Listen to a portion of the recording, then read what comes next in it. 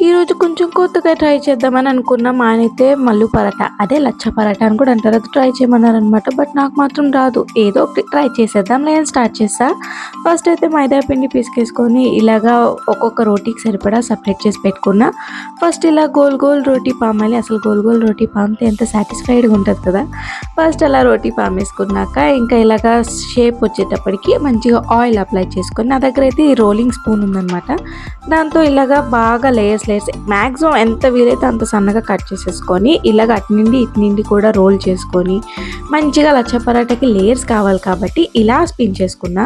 ఇంకా ఇలా ఉన్న దాన్ని మరీ ఫోర్స్ అప్లై చేయకుండా లైట్‌గా అప్లై చేస్తూ కొంచెం పామేసుకోవాలి. మరీ థిన్‌గా కూడా పామకూడదు. ఇది కొంచెం లావుగా ఉంటేనే బావుంటదనమాట. లేయర్స్ వస్తాయి.